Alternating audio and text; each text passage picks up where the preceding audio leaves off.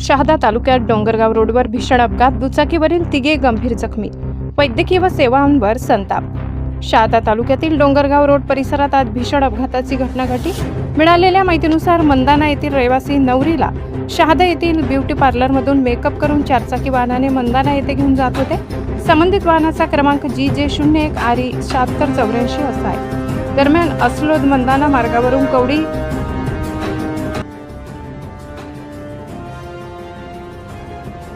येथील रहिवासी दुचाकी क्रमांक MH 39R 2288 वरून 666 येत असताना चारचाकी व दुचाकी यांच्या समोरासमोर जोरदार धडक झाली।